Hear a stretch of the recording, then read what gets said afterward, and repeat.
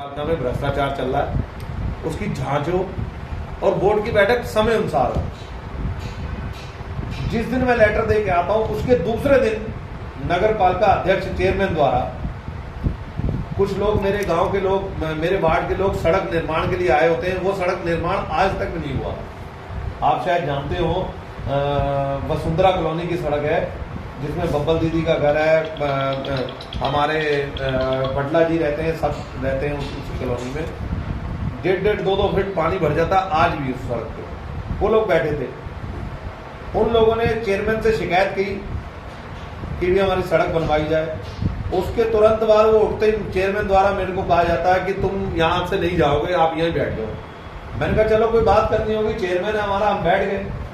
उसके साथ एक और यही शहर का लड़का था, तो उससे कहते हैं कि कुंडा बंद करो। उसके बाद वो रिवाल्वर तान के मेरे ऊपर ये कहा जाता है कि हाँ भी तू मेरी जांच कराएगा, बोर्ड की बैठक कराएगा, ये कराएगा, गाली गलौज जैसे भी करी वो आप सब लोग जानते हैं।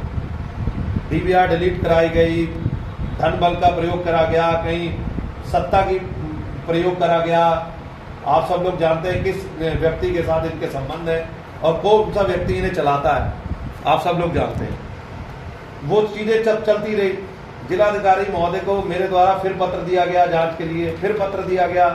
कम से कम 6 महीने, साल तो ऐसे ही निकल गया। उसके बाद कोरोना लगा, कोरोना के बाद 1 साल कोरोना में निकल गया। रोज जांच के लिए मैं कहता रहा, मेरे पास सारे पत्र उपलब्ध है, आप कहें तो मैं आपको कॉपी भी उपलब्ध कराऊंगा इन पत्रों की। लगातार जिलाधिकारी को हर महीने, हर 2 महीने बाद, 3 महीने बाद मेरे द्वारा पत्र देते रहे जी। जाति प्रमाण पत्र की जांच और भ्रष्टाचार की जांच के लिए। पिछले साल माननीय एसडीएम साहब राकेश तिवारी जी आते हैं, उनके सामने मैंने ये सारी बात रखी अपनी, तो उनके समझ में आई। तो एक जो डीएम ने कमेटी बना रखी थी, कमेटी को बुलाया गया और पूरी जांच कराई गई। स्पष्ट रिपोर्ट मैंने पढ़ ली है, वो स्पष्ट रिपोर्ट दी गई कि जो सफाई कर्मचारियों को ठेका रखा गया वो गलत तरीके से रखा गया है, तिरंगा लाइट गलत तरीके से लगी है, लाइटें गलत तरीके से खरीद रखी हैं।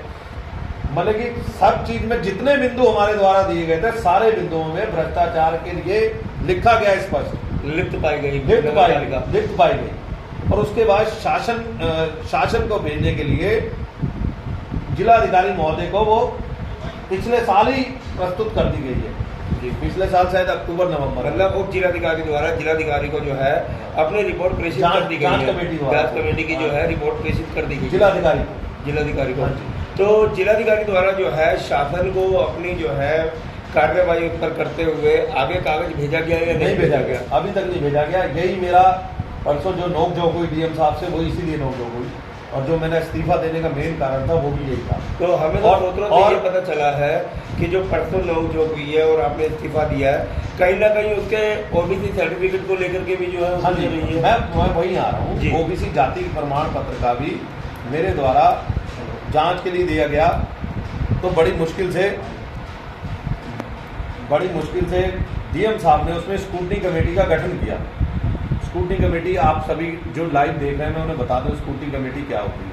स्क्रूटनी कमेटी ये होती है, कोई भी जाति प्रमाण पत्र का निरस्त करने का जो अधिकार होता है वो जिले की स्क्रूटनी कमेटी को होता है, जिसमें डीएम अध्यक्ष होते हैं और जिला शिक्षा अधिकारी, जिला समाज कल्याण अधिकारी और संबंधित एसडीएम। जैसे हम भाजपुर क्षेत्र में आते हैं तो भाजपुर के एसडीएम, ये लोग इस स्क्रूटनी कमेटी में हमेशा रहते हैं। उनके द्वारा भी रिपोर्ट डेट रखी गई, पहली तिथि रखी गई। पहली तिथि में गुलाम घोष और मैं दोनों जने प्रस्तुत हुए। मैंने अपने साक्ष्य रखे, उन्होंने अपने साक्ष्य रखे। उस साक्ष्यों में जिलाधिकारी ने स्पष्ट किया कि इन साक्ष्यों से मैं संतुष्ट नहीं हूं। तुम्हारे जो साक्ष्य तुमने रखे हैं उन्हें कहा गया जी गुलाम घोष को, आप कोई कठोर तथ्य लाइए, ठोस तथ्य लाइए, और जिस तथ्य से ये सिद्ध हो सके कि हाँ भी तुम्हारा जाति प्रमाण पत्र वैलिड है। ये बात पूरी हुई। उसके बाद समय मांगने में पूरे 1 महीने का समय मांगते रहे चेयरमैन। लेकिन जिलाधिकारी महोदय ने कहा 1 महीने का समय नहीं मिलेगा, इसमें 15 दिन का आपको समय दिया जाएगा। और 15 दिन का समय दिया गया, मैं भी संतुष्ट था कि 15 दिन में आप साक्ष्य ले आइए, हम बिल्कुल ठीक रहेंगे। तो जब साक्ष्य 15 दिन में 26 दिसंबर को दूसरी बैठक लगी हमारी स्कूटनी कमेटी की, दूसरी बैठक में मैं आपको सारे साक्ष्य भी दिखाता हूं कि गुलाम को साक्ष्य लेके वहां क्या पहुंचा। वहां साक्ष्य में एक अपने पिताजी के नाम का ये पट्टा, जो पुराना पट्टा है सन 1377 फसली का, मोहम्मद जान के नाम, वो लेके आप यह वहां पहुंचते हैं। वो जब लेके पहुंचते हैं तो मेरे को भी उस पट्टे की जानकारी नहीं थी, तो मेरे द्वारा जिलाधिकारी महोदय से कहा गया कि जो ये साक्ष्य लेके पहुंचे मेरे को एक एक कॉपी उनकी दिलवा दी जाए। मैंने वो कॉपी उसी दिन ली। वो ये कॉपी है जिसमें कौम मुस्लिम झोजा लिख रखा है, ये आप दिखा दीजिए। ये कॉपी है जिसमें कौम मुस्लिम झोजा लिख रखा है, ये देख लीजिए, जिसमें कौम मुस्लिम झोजा लिख रखा है, ये देखिए, इनके पिताजी के नाम का पट्टा है वो। और एक अपनी बड़ी बहन के नाम की ये टीसी लेके वहां पहुंचते हैं, जिसमें स्वार खंड स्वार और बिजार खाता का स्कूल की टीसी, तीसरी क्लास की, और वही तीसरी क्लास इनकी बड़ी सिस्टर ने बिजार खाता से तीसरी करी है, और वही तीसरी इन्होंने सरस्वती शिशु मंदिर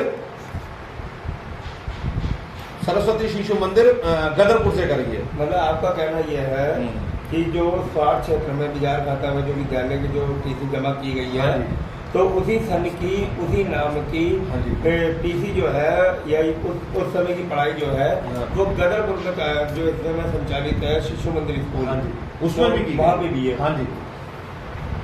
और एक टीसी और एक पट्टा जी, जो पट्टा मैंने अभी आपको दिखाया, और जब मैंने पट्टे की जांच करी तो वो पट्टा सही पाया गया। मैं बिल्कुल कहता हूँ पट्टा सही पाया गया कि पट्टा इनके पिताजी को 10 एकड़ का अलॉट हुआ था, बिल्कुल सही पाया गया, 1377 फसली। लेकिन उस पट्टे में कौम मुस्लिम झोजा नहीं लिखा था। अच्छा, मतलब पट्टे को जो है एडिट किया गया, और ये पट्टा असली जो पट्टा है ये है, ये देखिए। मैं अपने सहयोगी से कहूँगा एक बार जरा अच्छे से दिखाएं, जिसमें ये मार्क हो रखा है, मैंने आपको दिखाया है। कहीं तक जो है उनकी जाति जो है इसमें नहीं दर्शाई गई है। और मजे की बात ये बताऊं, चोर चोरी करता है तो चोर चोरी में ही पकड़ा जाता है। ऐसे ही चोर चोरी कर रहा था और चोरी में पकड़ा गया। यही पट्टा इन्होंने 2018 में जब अपना जाति प्रमाण पत्र बनाया है तब ये पट्टा लगा रखा है, जिसमें कौम मुस्लिम झोजा नहीं लिखा हुआ। वो माननीय जिला अधिकारी के पास दोनों पट्टे इस टाइम उनकी फाइल में है। 420 का सीधा मुकदमा बनता है।